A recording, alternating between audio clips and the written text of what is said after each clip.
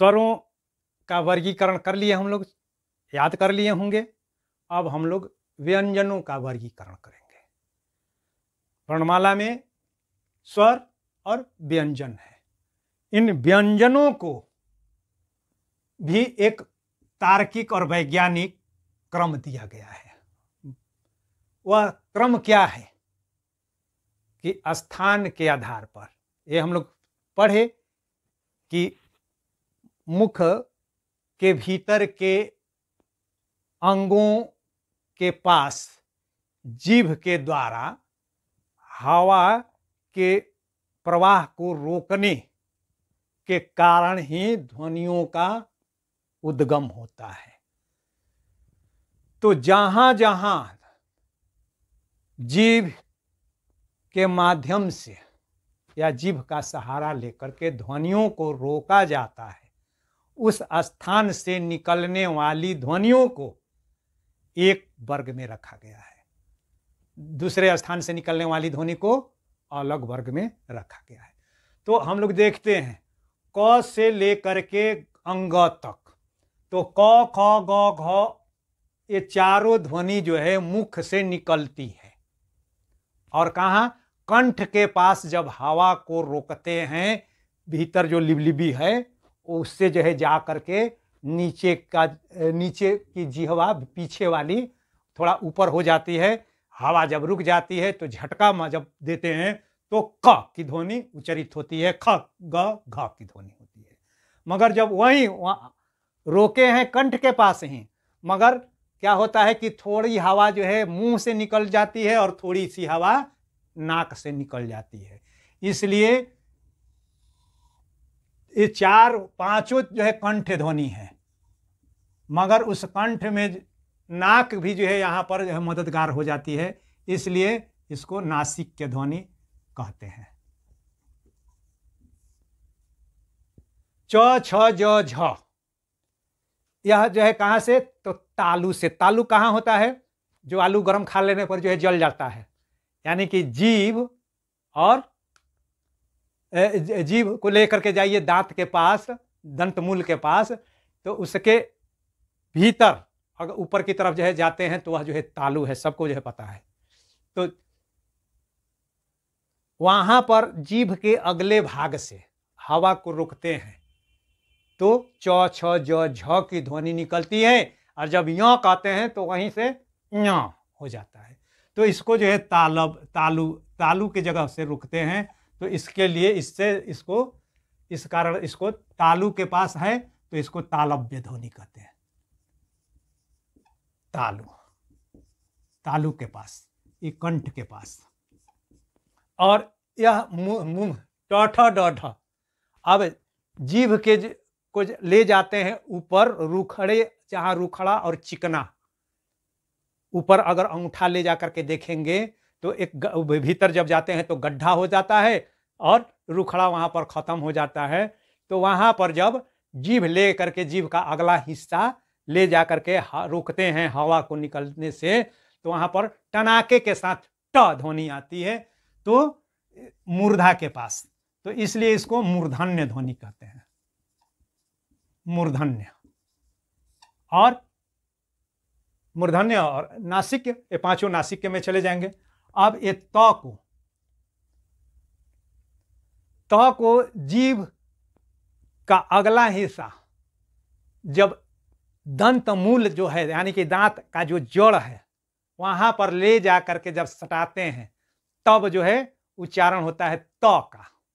जीभ थोड़ा सा दांत के पास ले जाते हैं और जीभ के अगले भाग को जब दंत मूल से ले करके लगभग तालु तक के स्थान, वहीं तक जो है सट ही सकती है जीभ तालु में के पास, तो वहां पर इसको जो है दांत के पास जो है ले जा करके जीभ को जो है रोकते हैं।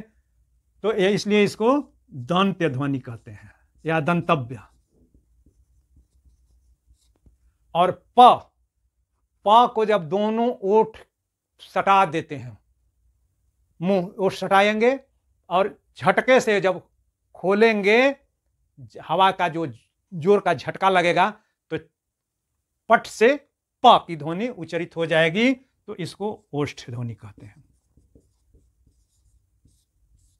और चूंकि यहां पर इन पांचों प्रकार की ध्वनियों का उच्चारण जो है स्पर्श यानी कि जिह्वा स्पर्श करती है, पांच जो मुख्य अवयव हैं कंठ, तालु, मूर्धा, दंत और ओष्ठ, नीचे ओष्ठ ऊपर ओष्ठ, तो जाकर के उच्चारण होता है। इसलिए इनको स्पर्श वर्ण भी या स्पर्श वर्ण भी कहते हैं, स्पर्श वर्ण, व्यंजन वर्ण। अब जो है बच जाते हैं य, र, ल, व, तलाबे श, मूर्धनी श, दंती स और ह। तो य, र, ल, व इनको कहते हैं अंतस्थ, अंतस्थ व्यंजन, अंत व्यंजन, अंतस्थ व्यंजन, ऐसे भी इसको अंतःसथ, अंतस्थ व्यंजन। अब अंतःसथ, अंतः का मतलब होता है भीतर और सथ का मतलब होता है ठहरना। अभी तक हम लोगों ने ये देखा कि क से लेकर के म तक का जो उच्चारण करते हैं तो हवा या ध्वनि क्या होती है, बाहर निकलती है। मगर इस य, र, ल और व का जब उच्चारण जब करते हैं तो हाथ अगर जो है यहाँ मुंह के सामने लेकर के जाइएगा और जो है देखिएगा तो य, र, ल, व ऐसा लगता है कि ये भीतर ही जो है ध्वनि रह गई है, इसीलिए अंतः में ही ये ठहर गई है, इसलिए इनको अंतस्थ ध्वनि भी, अंतस्थ ध्वनि कहते हैं। और दूसरा भी एक जो है तर्क है कि इनको अंतस्थ क्यों कहते हैं, तो चूंकि ये न तो स्वर हैं और न जो है पूरी तरह व्यंजन है, ये पूर्ण स्वर नहीं है और न पूर्ण व्यंजन है, बल्कि स्वर और व्यंजन के बीच स्थिर हैं, स्थित हैं, ठहरे हुए हैं। इसलिए स्वर व्यंजन के बीच अस्था हैं, इसलिए इनको अंतस्थ कहते हैं। जब हम लोग संधि विच्छेद जब पढ़ने लगेंगे तब ये देखेंगे कि कैसे ये अंतस्थ व्यंजन है। तो अयादि संधि जब पढ़ेंगे तो अंतस्थ हो गया। अब उसके बाद श, श, स, ह, अब इसको कहते हैं ऊष्म व्यंजन। ऊष्म व्यंजन क्यों कहते हैं? ऊष्म का मतलब होता है उष्मा, उष्मा का मतलब जो है गर्मी, ताप। तो पता है कि जो है घर्षण से जो है ताप की उत्पत्ति होती है, हाथ ऐसे रगड़ेंगे तो जो है गर्म हो जाएगा। तो इन ध्वनियों के उच्चारण जब करते हैं तब क्या होता है, यहां पर जो है स्पर्श होता है, स्पर्श ध्वनियां स्पर्श करती है जिह्वा, मगर यहां पर जिह्वा जल्दी जो है हटती नहीं है, बल्कि जो है हवा को निकालने के लिए घर्षण करना पड़ता है, रगड़ करनी पड़ती है, तब जा करके ये ध्वनियां आती है। अगर तालु के पास घर्षण करके निकलती है, इसीलिए घर्षण से क्या हुआ, ताप की उत्पत्ति, गर्मी की उत्पत्ति होती है। तो इन ध्वनियों के उच्चारण में गर्मी की उत्पत्ति होती है, और चूंकि ज्यादा मात्रा में हवा यहां पर ला करके उनको छोड़ना होता है तो ज्यादा जो है घर्षण होता है, तो इसलिए ज्यादा गर्मी, इसीलिए इनको ऊष्म व्यंजन कहा गया है। अब जो है तालु के पास अगर जो है जीभ को ले जा करके रखेंगे तब जो है जा करके श, तालव्य, इसको तालव्य श कहते हैं। नाम भी अगर याद रखे तो कहां से इसका उच्चारण स्थान है आपको पता चल जाएगा। तो तालव्य स यानी कि तालु, मूर्धन्य स यानी कि मुर्दा, यानी कि यह जो है ट कैटेगरी वाला में आ जाएगा। श, तो श तालु से है तो यह जो है च वाली जो है कैटेगरी में आ जाएगा, और दंती स तो ये दांत वाली कैटेगरी में आ जाएगा, त वाली कैटेगरी में आ जाएगा। अब ह, तो ह झटके से जो है निकालना है तो ह केस में कंठ वाला वर्ग में आ जाएगा, तो कंठ ध्वनि हो गया, ह कंठ से उच्चारित होती है। अब य, र, ल, व का उच्चारण तो य जो है होता है, इसका जीभ को हल्का सा जब ले जाएंगे तालु के पास और छोड़ेंगे तो हो जाएगा य। तो य जो है कहां से, तालु से। र, तो र कहां से, मूर्धा जीभ को ऊपर ले जाते हैं र, तब जाकर के र ध्वनि निकलती है, तो र मूर्धा से हो गई। ल जीभ को आगे ले जाते हैं दांत के पास, तो दंत से ये निकलती है। अब वह बच गया, वह की स्थिति थोड़ी विचित्र है, क्योंकि वह का उच्चारण दांत और ओठ और जीभ, अन्य ध्वनियां तो जीभ एक ही अवयव को छूती थी, मगर यहां पर व के साथ स्थिति यह है कि व में दांत यानी कि दंत, ओष्ठ यानी कि ओठ और जीभ तीनों का व्यवहार करना पड़ता है। शेष में जो है दो अंगों का है, जीभ और दांत, ओठ या कंठ, तालु, मूर्धा, मगर यहां पर एक और जो है ध्वनि, एक और अवयव जुड़ जाता है, इसमें तीन अवयव हो जाते हैं, इसीलिए इसको दंतोष्ठ्य ध्वनि कहते हैं। तो उच्चारण के स्थान पर ध्वनियों का वर्गीकरण यही है, उच्चारण के अनुसार। अब जो है प्राण वायु के अनुसार ध्वनियों का उच्चारण, ध्वनियों के वर्गीकरण का अगला आधार है प्राण वायु के आधार पर। हम लोग तो ये देख लिए कि ध्वनि कैसे निकलती है, तो फेफड़े से हवा निकलती है, कार्बन डाइऑक्साइड, वह स्वर तंत्रियों से होते हुए कंठ के पास आता है और कंठ के पास अवरोध के बाद मुंह से या नाक से ध्वनि निकलती है। तो अब उसमें कितनी मात्रा में प्राण वायु निकलती है, इस मात्रा के आधार पर भी ध्वनियों का वर्गीकरण किया गया है और दो प्रकार उसके किए गए हैं। एक को कहते हैं अल्प प्राण और दूसरे को कहते हैं महाप्राण। अल्प प्राण और महाप्राण, अल्प नाम से ही जो है पता चल रहा है, अल्प का मतलब जो है कम में थोड़ा, यानी कि जिस ध्वनि के उच्चारण में कम प्राण वायु का व्यवहार होता है उसे अल्प प्राण कहते हैं, और जिस ध्वनि के उच्चारण में ज्यादा मात्रा में प्राण वायु को यानी कि फेफड़े से निकलने वाली हवा को झटके के साथ और अधिक मात्रा में निकालनी पड़ती है, उन ध्वनियों को महाप्राण ध्वनि कहते हैं। अब यहां वर्गीकरण कर दिए 1 2 3 4 5। तो इसमें पहला और तीसरा वर्ण, पहला और तीसरा और पांचवा वर्ण अल्प प्राण होता है। प्रत्येक वर्ग का पहला, तीसरा और पांचवा वर्ण अल्प प्राण होता है। और उसके बाद य, र, ल और व, ये जो अंतस्थ हैं ये अल्प प्राण ध्वनियां होती हैं। और इसके बाद हम लोग पहले ही जो है स्वरों के बारे में जो है पढ़ चुके हैं कि स्वरों के उच्चारण में कम प्राण वायु की आवश्यकता होती है और स्वर जो होते हैं देर तक और दूर तक उच्चारण किए जा सकते हैं। तो जितने भी स्वर हैं वे सभी स्वर क्या हैं? अल्प प्राण हैं। और उसके बाद जो है महाप्राण, जो शेष बचे वे महाप्राण हैं, यानी कि महाप्राण में प्राण वायु की मात्रा ज्यादा होती है।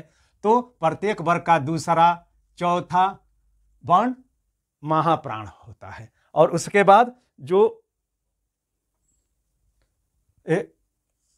ऊष्म ध्वनियां हैं श, श, श और ह, श, स,